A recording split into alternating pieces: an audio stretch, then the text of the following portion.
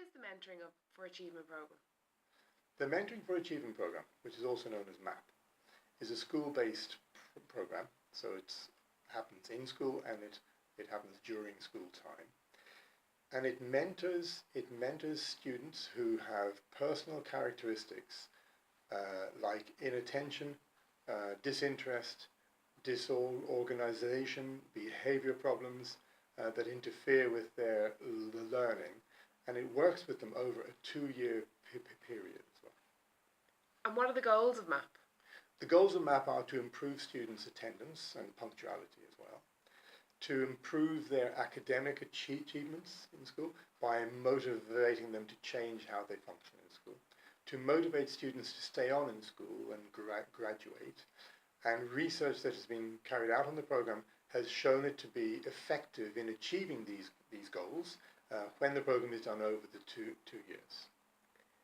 So what is it about the program that makes it achieve these goals and makes it an effective intervention? Well, apart from the focus, which is how the children function in school, the way the mentoring is done is really the thing that makes the difference. So the communication approach that the mentor will use with the student is called motivational interviewing. And what it does is, one thing that they say is it develops the autonomy of the student. So the way that happens is this. The mentor will ask the student, having received feedback from a teacher about the week the child has had in school, will ask the student, what could you do to improve things next week? And the student, a lot of the time, they'd say, I don't know, and they might not have an idea. But the mentor at no point will give a clue, a solution, will no point offer a solution to the student. They won't even guide the student surreptitiously towards a goal that they might have in mind. It would be good if the kid did this. So they don't do anything like that. So that means that the student has the experience of working through from the point where they're saying, I don't know, to maybe I could try that. And then they do try it out, but they're still a little bit unsure. They try it and they realize, God, that worked. So when it works and they succeed, they know that it has, the ideas, the time they took has entirely come from them.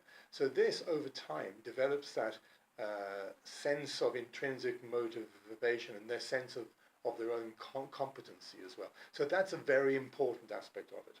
Another very important thing that happens in MAP is the mentor, when the mentor starts with the student, the mentor finds a dream, a life dream that the student has for themselves. And this really helps to get the students buy-in to the program. And the way it is used is this. The mentor, when the mentor is exploring with the student what they might do to change and to develop, and they have feedback from the teacher about certain habits that they have when they come into class that don't really serve them well. For example, the teacher might be saying, he's very inattentive. The mentor would say, well, in what way, what do you see him doing? And the teacher would say, well, he's looking around, when he gets in, he's looking around, he's playing with stuff, he leaves his books in his bag, it takes him 10 minutes, 15 minutes to get down to work. The mentor will say, you know the goal that you have, that dream that you have rather, to be for instance, to be a footballer, how do you think that habit of taking so long to get down to things might affect you achieving that goal to become a professional footballer and play for a top team? And the students are very astute in applying, in making the link between the two. That's a very important aspect of it as well. Another thing is detail. The detail that the mentor will ask for the teacher, what do you see him doing when you say he's inattentive, for example. So it's the breakdown into the breaking it down into specific actions or behaviors that the student is seen doing. But also the detail that the mentor would help the student to break their goal down into, where they're breaking it down into steps, and so achievable steps. So a bigger term goal, the mentor might be encouraged to, the mentor might encourage the student to break it down into simpler steps. So those are the details there. That's very important. The motivational interviewing develops a collaborative relationship between the student and the mentor, and that's very important. The relationship between the two that develops is very significant as well. Is MAP mentoring, like other forms of mentoring, commonly used in schools? It is mentoring, so in the sense that it uses a conversational chat kind of thing, but it's very different in a lot of ways. It's very focused, targets very specific school functioning aspects of how the kids work. That's all it is about. But it also uses professionally trained adults as MAP mentors. It also works with parents or guardians in a significant way. Through the use of the motivational interviewing, which is a very strict form of communication form that the mentor has to use, the students are motivated within that to consider changing in a different kind of way. And this develops a thoughtful, active engagement on the part of the students. It is very consistent, so it repeats the same form of engagement over and over for those 2 and possibly into a 3rd year. But it is low intensity, so each week the mentor will only meet the student for a very short time, 20 minutes a week. But long term, as I say, it goes on over 2-3 years. And this is because behaviour change really happens slowly and happens incrementally. They build on the small little steps, and gradually the student will change the way they do things, and that takes time. And the last thing I'd say is that it has a short-term focus. It focuses, as I said earlier, on school functioning, but it focuses purely and simply on a 2-week period. The week that the teacher gives feedback on, and the week that the student plans a goal for the following week. So those are all very significant differences in the way mentoring is done in this program and the way it is commonly done in schools. So what happens weekly in MAP? Weekly, there are 2 basic things that happen. One is the mentor meets the teacher first of all to fill in the weekly report form, which gives a breakdown of how the child has functioned in school. And as I said earlier, it gives the details of the actual actions and behaviours that the child was doing that indicate that the child is, for example, inattentive. Once that is filled in, the mentor then, the second thing is, the mentor goes to meet the student and shows the student the form, and they look over it together to discuss it and explore what it means, see what it means for the student, and plan what the student might be able to do the following week to improve things for themselves. So those are the 2 things that happen each week in the program. And how long does the mentor meet the pupil for? It's only 20 minutes, very short, 20 minutes a week. The student, the mentor can meet students in a group. So sometimes it is done in group, and a group would be of about 4 or 5 maybe students, no more than that. And that would go on for absolute minimum 40 minutes, but up to an hour as well. It could be. How long does it take to fill in the weekly report form with the teacher? That's very brief. It doesn't take long at all. Once the teacher realises, and looking over the form and all that's going to be required is very helpful for teachers so they know what's coming. But once they know it, it takes only 2 or 3 minutes. 5 minutes would be plenty, heaps of time. So who else is involved with this programme other than the students, the teacher and the mentors? The only other people involved are parents or guardians, and they are contacted each month, not each week. So they are phoned. The mentor will phone the parent or guardian once a month and to give them feedback on the achievements of the student. And they will also use feedback, the details that are on the weekly report form. So the detail of the goal, for example, the student's been trying to work on and how they've done with that. So, but simply feeding back the achievements, the successes.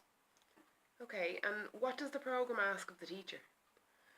The only thing it asks of the teacher is to give the specific required feedback for the mentor to fill in the weekly report form. Some teachers have asked do we have to use motivational interviewing as well? Do we have to change the way we speak to the kids? Not at all. The teacher just carries on working the way they work, just simply there's certain specific feedback that the mentor needs. That's the only thing they need to do. And that happens in the primary school, that happens each week with the class teacher. In the secondary school, that would be each week with one subject teacher. So during the school year, all the subject teachers that the student has will be spoken to. So it means that a teacher will in effect be seen only maybe 3-4 times in the year, and that's it. How would MAP benefit the teacher in the classroom? It benefits the teacher in a few ways. One thing, for instance, is that students learn to focus better in class. That common classroom disruptions decrease. And students begin to take charge of their work in class more. Who developed the Mentoring for Achievement program? The program was developed by Dr. Brenna Bree, a woman in the States from Rutgers University in New Jersey. She developed it about 30 years ago. It is now run between Rutgers and Princeton. They're quite close to each other in New Jersey, and they run different aspects of the program. Princeton look after the training and supervision aspects of it. In Ireland, it was Archways set up the program here in 2010, and we have developed the materials to make it more applicable for Irish schools, and developed the training methods with Brenna Bree, developed the accreditation systems as well. So we've had it going here, and we've set it up and do all the training and supervision throughout the year of all the mentors that are trained. So to what extent is MAP used in Ireland? It's currently is used quite extensively in the Republic and now in the north of Ireland as well, involving hundreds of students. Since it started, 2011, we started training school completion program as mentors. So we've used school completion program staff since then. And from 2015, we began also training school staff. So now school staff can also train teachers, other staff in the school as well. And from 2015 on as well, we began training staff up in the north of Ireland as well. There's quite a lot of people trained up there too. So where else can I find out information about MAP? If you go to the Archways website, www.archways.ie, you'll find in there what's called the MAP Handbook for Schools. And in the Handbook for Schools, you'll find a full description of the program on the one hand, but you'll also find the setup, a description of what schools need to do to set the whole program up. And the student selection process as well is in there. The selection forms are in there as well. And it will be very important if a school is taking on the program that they print off or they make the handbook accessible for all staff in the school. A lot of schools actually print it off and they leave a copy in the staff room. All very important that schools follow the setup requirements as described in the book as well. The handbook also has all of the forms that are used by the program too. It also has scripts in there which give you, if you read through the scripts, give you an idea as to what actually happens in the mentoring session between the student and the mentor, and also scripts of the mentor filling in the forms with the teacher. So that's the program. That's a good full description of MAP. So thank you very much indeed. Thank you very much indeed. I hope you enjoy having MAP in your school, and I hope that all the students and teachers really benefit from the use of it. So thank you very much indeed. Bye-bye.